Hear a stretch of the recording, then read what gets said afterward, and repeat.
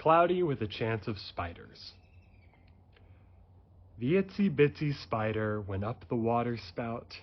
Down came the rain and washed the spider out. Up came the sun and dried up all the rain, and the itsy-bitsy spider went up the spout again. And as it climbed the water spout, it glared with all 8 eyes, cursing the weeping summer storm that plagued the once blue skies. The rain destroyed my favorite web, the lightning burned my eyes. If only I could catch the clouds like giant soggy flies. And then the spider set to work, spinning up a web.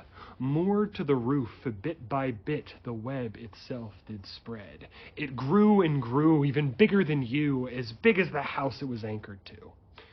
Drifting on the summer air and anchored by a thread, the massive cobweb caught the breeze, and itsy-bitsy said, "The air is warm, the day is clear, conditions are ideal. But what's this tingling in the air, the static that I feel?"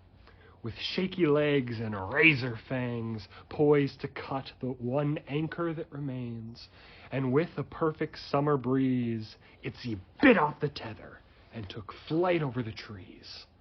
A magnificent launch, the breeze was just right. A silken kite soared in marvelous flight, light as a cloud and free as the wind. Itsy never wanted to land again.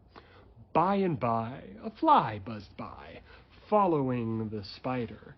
"My, oh my, quite the web you've got there. But if I don't get close, then I shouldn't care.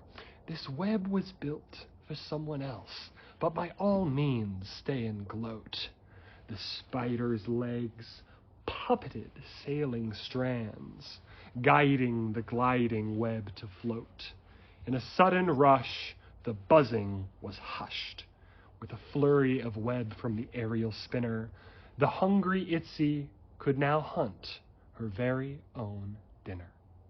For days and weeks the spider drifted. All manner of creatures were snagged up and lifted, flies and birds and bats and bugs. Itsy was happy and a little bit smug. The web grew and grew. It was heavier, too, but still light enough to soar through the blue. And a good thing, too, for the storm was in view, and Itsy knew the perils she was now to go through. A roiling tempest of wrath on the way, crackling lightning that lit the dark day, a torrent of rain that dwarfed the kind Itsy knew. She went full speed ahead. It was all she could do. The lightning coursed, a blinding flash and forked barbs cut through the web, burning silk cords. The remaining web shredded and tore in the storm, leaving tatters and ash from that intricate form. The threads were all soaked. Itsy choked on the clouds, but she held firmly to the web she had wound.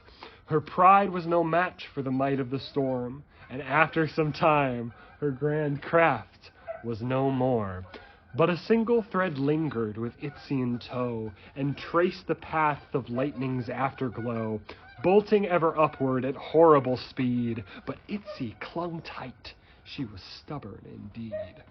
In the eye of the storm it was sunny and warm. By skill, luck, or both, Itsy was not dead, but she drifted upwards on a single frayed thread.